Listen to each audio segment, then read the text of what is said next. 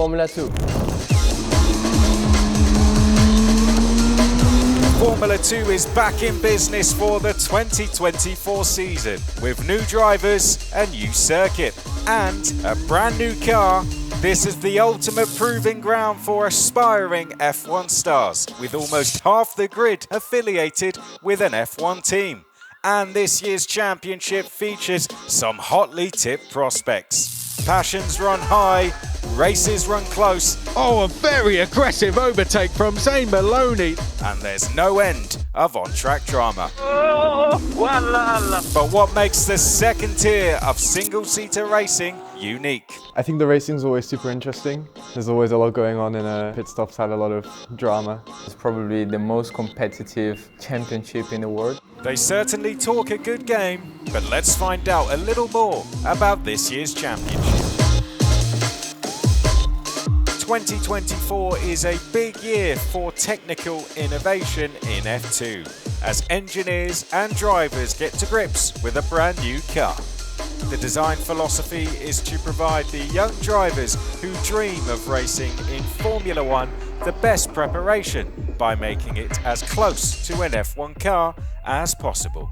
The new car is powered by a V6 3.4-litre turbocharged Mechachrome engine. The nose, front and rear wings and floor have been designed to encourage wheel-to-wheel racing, which will lead to even more thrilling on-track action. The car runs to Aramco 55% sustainable fuel, which was successfully introduced in 2023. So what were the drivers' first impressions of their new ride?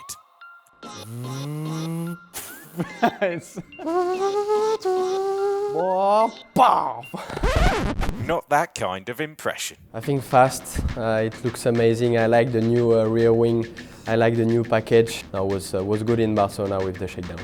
I think it looks great. Just the whole car is just more sleek. It looks more like the current F1 cars, which is cool.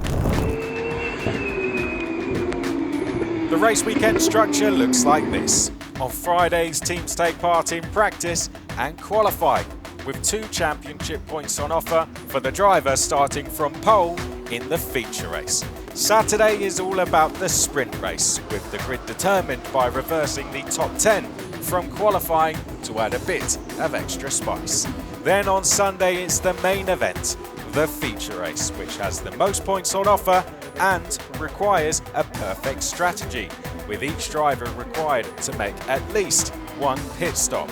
Unlike in F1, only 1 mechanic is allowed per wheel during a pit stop, and there are no tyre warming blankets, which means low grip on pit exit and some thrilling battles on track.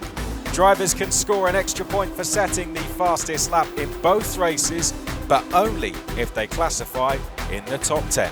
The only exception to this format are the opening rounds in Sakhir and Jeddah, where the event timetable is shifted forward by 1 day because of Ramadan, meaning qualifying is on Thursday and the feature race on Saturday. With a total of 39 points on offer across the weekend, drivers need to keep their focus throughout. The 2023 championship came down to a final race shootout between Frédéric Vesti and Théo Pourchaire, so every point is vital. The battle for the title takes place over 28 races across 14 venues around the globe. And this year, F2 will visit Qatar's Lusail circuit for the first time. It's going to be physical, a lot of sweat. I think it's going to be good fun though. I always enjoy going to new circuits. It's a bit unknown, so it will be very interesting to take on a new challenge. The journey begins in Sakhir as F2 cars take to the track competitively for the first time.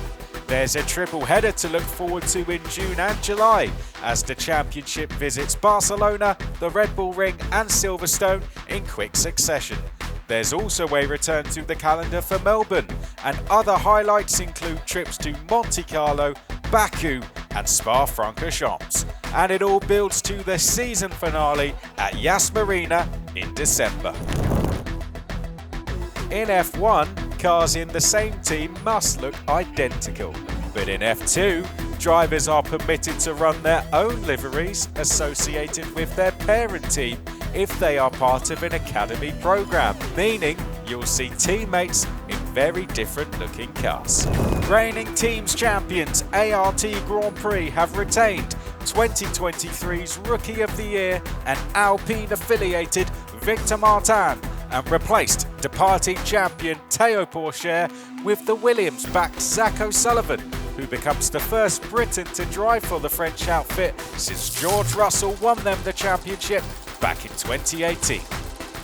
O'Sullivan's Williams stablemate Franco Colapinto will race for MP Motorsport this year, after jumping up from the Dutch team's F3 outfit alongside the 2021 F3 champion Dennis Hauger. MP Motorsport, they are such a great team. It's like a family for me in motorsport, and of course my first year, but I'm here to win and I will try to do it.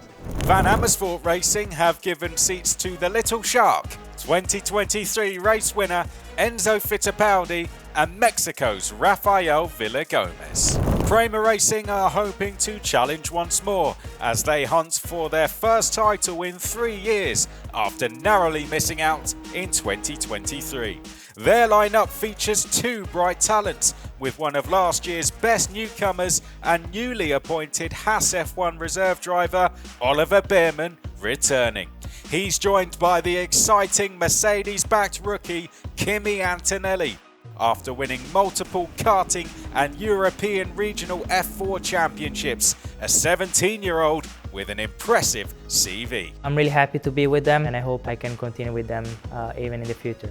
Another exciting rookie is last year's F3 champion Gabriel Bortoleto, the Brazilian now backed by McLaren and securing a seat at Invicta Racing alongside Alpine Academy's Kush Maney.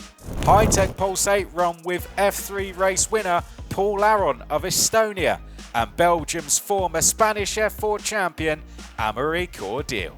There's a change in name at French outfit Dams Lucas Oil, who gives seats to Aston Martin affiliated Jack Crawford and the ever-popular Juan Manuel Correa, while Campos Racing line up with two former F3 race winners and Red Bull junior drivers in Isaac Hadjar and Pepe Marti for his rookie F2 season. My main goal is to win the title with Campos. It's the main target. I have a good bunch of people working with me, so yeah, we'll give it our all. Proven F2 and F3 race winners Richard Verschoor and Roman Stanek will drive for Trident, with PHM AIX Racing being represented by Paraguayan rookie Joshua Dirksen and highly rated young Briton Taylor Barnard, another F3 race winner stepping up a level.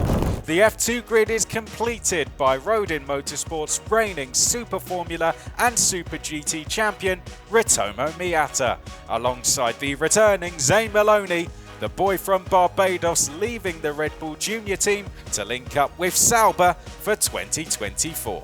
Yeah, it feels amazing to be part of the Sauber Academy and with the Stake F1 team reserve driver. I mean, I plan on trying to help the team out as much as I can this year, and I'm sure they're going to help me out loads. I do feel that this is my year to, let's say, step out and do great things. Hopes are high and anything is possible for these 22 drivers as we begin F2's 8th season in the modern era. But only one can be crowned champion. Who will prove they've got what it takes to cut it at the very top of the motorsport world? The journey is about to begin.